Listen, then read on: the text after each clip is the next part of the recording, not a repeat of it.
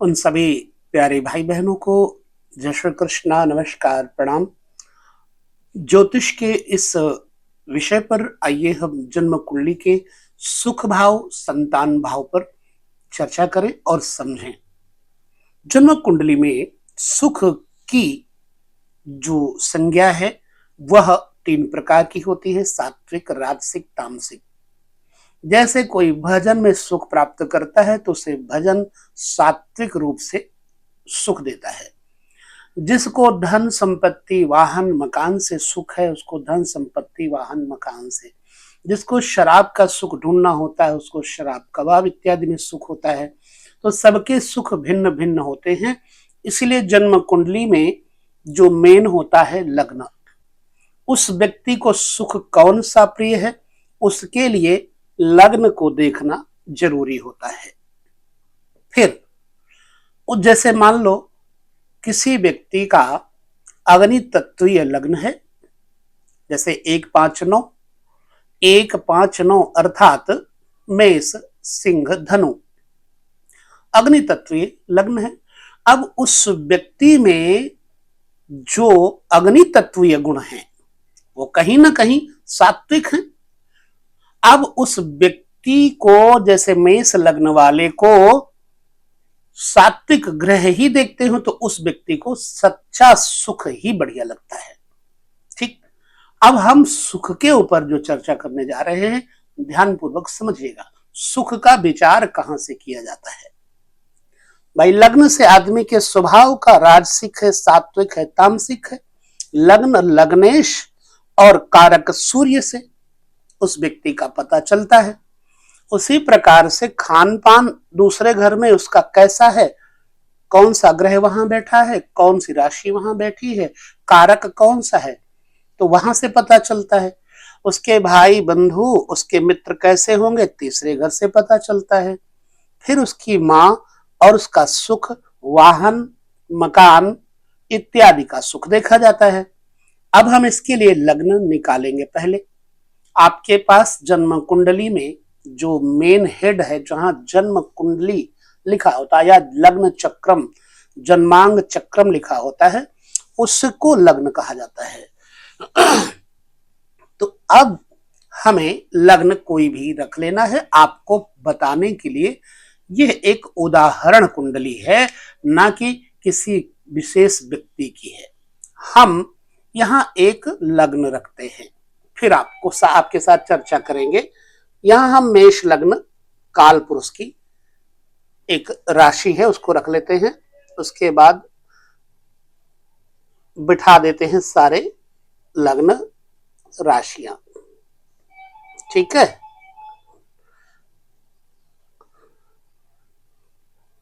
समझेंगे इसे।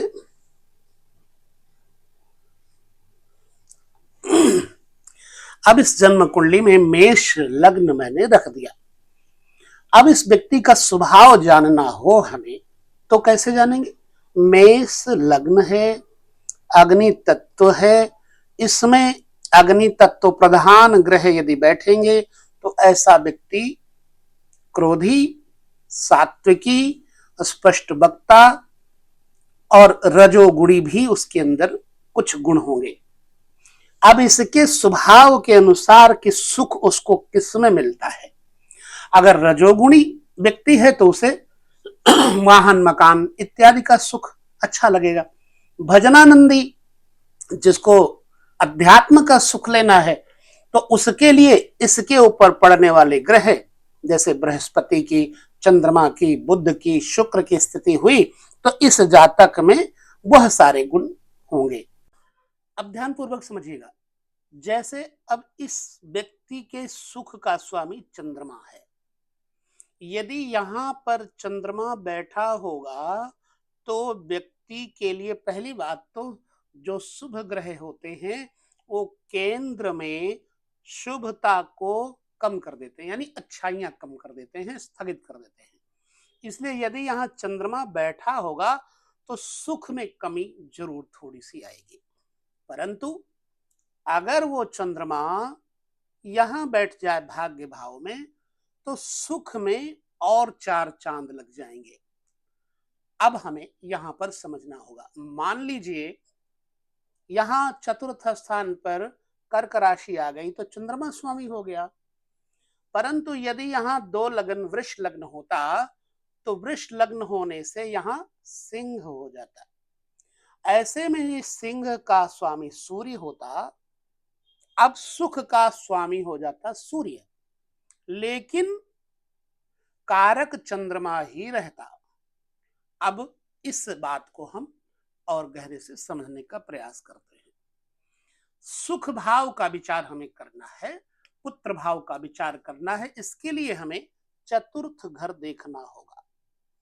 यह चतुर्थ घर का स्वामी यदि लग्न में आ जाए, जैसे चंद्रमा है लग्न में आ जाए और यहां पर देवगुरु बृहस्पति या यहां पर बृहस्पति बैठ जाए,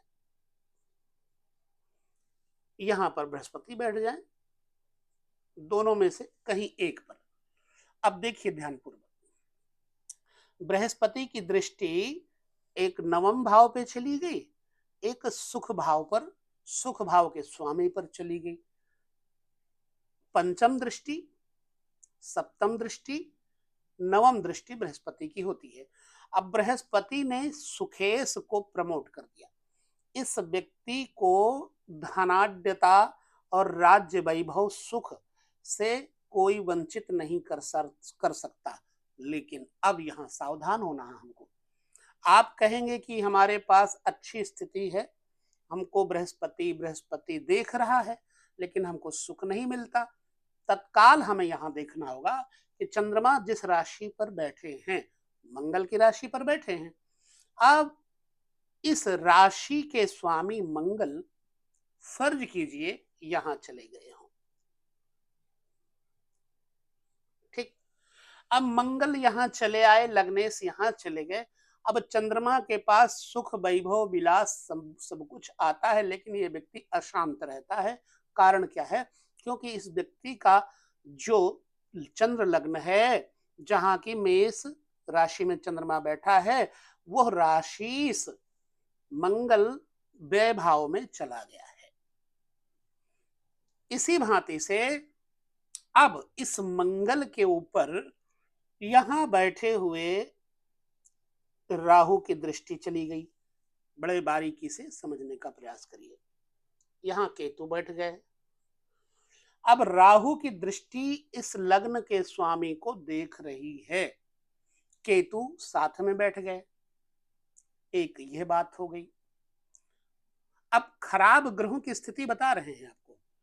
यहां पर बैठ करके, वैसे अगर शनि बैठाएंगे तो स्वगृही हो जाएंगे, यहां पर सब कुछ है, परंतु जब ये शनि की तीसरी दृष्टि लग्नेश पर पड़ेगी तो अब कितने लग्न को कितने पाप और ग्रह देखने लग गए। लग्नेश हमेशा एक मुख्य कलाकार की तरह होता है, जैसे चलचित्र पर एक मुख्य हीरो होता है, उसी प्रकार लग्नेश। अब सुख समृद्धि सब कुछ होने के बावजूद भी यह व्यक्ति अशांत परेशान रहेगा। क्यों? क्योंकि राहु की दृष्टि, केतु से युक्त शनि की दृष्टि, इतने तीन तीन ग्रहों का प्रभाव मंगल पर यानी लग्न के स्वामी पर पड़ गया। तो अब यह व्यक्ति सुख वैभव होने के बावजूद भी एक तो तामसिक होगा, ये गिरी हुई चीजों में सुख ढूंढेगा, जैसे वेश्या में सुख ढूंढेगा, जैसे शराब में सुख ढूंढेगा, खर्च करके नाजायज कर्मों में सुख ढूंढेगा। इस व्यक्ति को जितना नीचे गिरने के लिए जो ग्रह प्रेरित करेंगे वो राहु शनि केतु करेंगे, उतना ही यह व्यक्ति नीचे नीचे नीचे अशांत होता चला जाएगा। अब इसके पास वाहन है, इसके पास सुख है, लेकिन बेकार है। एक एग्जाम्पल के लिए मैंने आपको बताया। इसलिए आपके सुखेश पर, और सुखेश जहां बैठा है उस पर किसकी दृष्टि पड़ रही है, ये बड़े महत्वपूर्ण विषय हैं। अब हमको और थोड़ा सा समझना होगा, आपके साथ में हम समझाते हैं। देखिए, नवमांश वगैरह की चर्चा हम जो करेंगे, वो भी बड़े ही तरीके से आपको समझाने का प्रयास करेंगे, लेकिन पहले यदि आपको ये वर्ग जो लग्न वर्ग है इसको नहीं समझ पाए, तो आगे आप नवमांश में क्या समझ पाओगे। इसलिए हमें वर्ग में सबसे पहले लग्न को देखना ही पड़ेगा। चलिए, अब हमारा मूल विषय है सुख। अब सुख में मां भी है। अब यहां से हम इस सुखेश को किन स्थानों पे बुरा देखेंगे। ये सुख का स्वामी है चंद्रमा, यहां बैठ गया चंद्रमा। अब इस व्यक्ति के पास एक तो मां के साथ शत्रुता के कारण दुख होगा, मां रोगी रहेगी, या मां चंद्रमा के ऊपर कोई बुरा ग्रह पड़ा, दृष्टि डाली, तो मां मृत हो जाएगी। दूसरा, यहां का स्वामी यहां बैठ गया, चंद्रमा ही यहां बैठ गया, मान लो ये एक दो, ये छठा और आठवां स्थान दो स्थान है, और ठीक या फिर यहां बैठ गया चंद्रमा। अब सुख का स्वामी चंद्रमा यहां बैठ गया, लाभ यहां से चंद्रमा के कारण सुख इस व्यक्ति को प्राप्त होगा, ना यहां के कारण ना यहां के कारण। अब चंद्रमा यदि मीन राशि में बैठा है और मीन राशि का स्वामी देव गुरु बृहस्पति यहां बैठ जाए, आइए इस पर चर्चा करते हैं। अब इस व्यक्ति के पास सुख की कमी नहीं होगी, लेकिन चंद्रमा यहां नहीं है, यहां नहीं है, और यहां के जो ग्रह हैं, मान लो जैसे बुध छठे घर का स्वामी है, आठवें घर का मंगल स्वामी है, यदि आठवें घर का स्वामी मंगल यहां बैठ जाए तो सुख नष्ट कर देंगे, छठे घर के स्वामी बुध यहां बैठ जाए तो सुख नष्ट कर देंगे। ठीक। अब वाहन, मां, नींद, मकान, इन सब में चाहे जितने मकान हो, क्योंकि बृहस्पति मकान तो देगा, बहुत देगा, धन देगा, बहुत देगा, लेकिन अष्टमेश, षष्ठेश और पुनः द्वादशेश भी है, परंतु द्वादशेश के साथ साथ मूल त्रिकोण का स्वामी जो भाग्य का कारक है वह बृहस्पति यहां बैठा है, इसलिए शुभ हो गया। एक चीज और कहता हूं, यहां बृहस्पति परम उच्च है, कर्क में परम उच्च होता है। यहां पर अष्टमेश और षष्ठेश जब बृहस्पति के साथ बैठे हों तो व्यक्ति के जीवन में चाहे हजार दोष हो, ये बृहस्पति शांत कर देते हैं। किंतु यदि हम इन दो ग्रहों को देखेंगे तो धन, वैभव, सुख, समृद्धि सब देने के बावजूद भी इस व्यक्ति के जलने वाले शत्रु बहुत होंगे, वाहन, मकान इत्यादि का सुख भी इस व्यक्ति को कम हो जाएगा, गाड़ी होगी लेकिन कोई और चलाएगा, जो भी सुख की वस्तुएं होंगी कोई और करेगा, और ये व्यक्ति लापरवाह होगा, उन चीजों से अपने मस्ती में मस्त रहेगा। एक उदाहरण ये दे दिया। सुख भाव के स्वामी पर मूलतया मेरा कहने का अभिप्राय है कि सुख भाव के स्वामी पर छठे, आठवें, 12वें भाव के स्वामी की दृष्टि कतई ना हो, युति कतई ना हो, तब व्यक्ति को सुख होता है। वाहन का सुख होता है, मकान, भवन, बड़ी इमारत, बंगलों का सुख होता है। अब तृतीय भाव जो कि चतुर्थ से द्वादश है, यहाँ का भी महत्व हमें समझना होगा। यदि यहाँ का स्वामी भी बुध है, यहाँ का स्वामी भी बुध है, यहाँ का स्वामी भी यदि यहाँ बैठ जाए तो भी सुख में प्रॉब्लम क्रिएट करेगा, मां के स्वास्थ्य को ले डूबेगा। तो अभिप्राय हमारा है कि सुख के साधनों को समझने के लिए हमें इन सारे ग्रहों की स्थितियों को देखना होगा, तब आपके जीवन के सुख को मजबूती प्राप्त होगी। आशा है कि आपको कुछ समझ में आया होगा। इसी भांति से पुत्र भाव के स्वामी, जैसे यहां पुत्र भाव का स्वामी सूर्य है, यहां का स्वामी लग्न में बैठ जाए कर्म में बैठ जाए, 9th हाउस में बैठ जाए, भाग्य भाव में, तो व्यक्ति को संतान से, संपत्ति से, राज्य से सुख प्राप्त होगा। लेकिन यहां का स्वामी और यहां का कारक छठे, 8वें, 12वें बैठ जाएगा तो भी जीवन में सुख समृद्धि बच्चे से नहीं प्राप्त होगी और ना ही धन संपत्ति टिक पाएगी। इसलिए जब भी कुंडली देखना है, हमें इन घरों से संसर्ग रहने वाले सारे ग्रहों को समझ के फिर किसी के पुत्र, किसी की संतान सुख, किसी के वाहन मकान के सुख का फलादेश करना होगा। नहीं तो हमारा फलादेश कहीं ना कहीं आकर के खराब हो जाएगा। तो इस संदर्भ को समझाने का मैंने प्रयास आपको किया। आपको समझ में आया अथवा नहीं, आगे हम और चर्चा जारी रखेंगे। लेकिन इस वीडियो को छोटा समझ के पूरा, जो लोग ज्योतिष को सही रूप से सीख रहे हैं वो जरूर देखेंगे, और देखेंगे तो कमेंट भी करेंगे। उनके लिए ये रामबाण है। बाकी जो हमारे दर्शक हैं, शौकिया देख रहे हैं, उनको भी बहुत कुछ सीखने के लिए, नॉलेज के लिए मिल सकता है।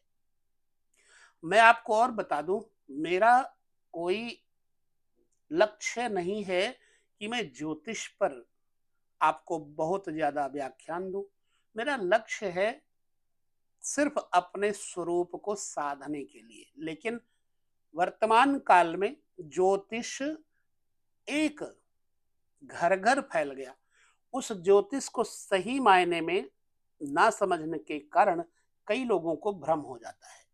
उस भ्रम से हम कैसे निकलें, ऐसे ऐसे संदर्भ देने के लिए पहले तो मैंने आपको सारे ग्रहों की स्थितियों का, बुरे ग्रहों की स्थितियों का मुआयना करवाना, उसके बाद उन ग्रहों का उपाय क्या करना है बड़े सलीके से समझाने का प्रयास करूंगा। यही मेरा लक्ष्य है। अदरवाइज ना मेरा ज्योतिष से कोई कमाई का लक्ष्य है, ना मेरा ज्योतिष से कोई विशेष लक्ष्य है। मेरा लक्ष्य भिन्न है, परंतु मैं आप लोगों के लिए यह कुर्बानी मान लो दे रहा हूँ, बलि दे रहा हूँ अपने समय की, अपनी योग्यता की। योग्यता तो नहीं है, लेकिन शून्य योग्यता को हम इधर फेंक रहे हैं और शून्य में ही लगाएं अपनी योग्यता को, तो बहुत अच्छा है। परंतु आप लोगों के लिए मैं प्रयास कर रहा हूँ। वीडियो में इतना ही, लेता हूं विदा। अगले वीडियो में आपके साथ पुनः सुख, संतान, शत्रु, इन सब पर सूत्र देता रहूंगा। नमस्कार, जय श्री कृष्ण, प्रणाम।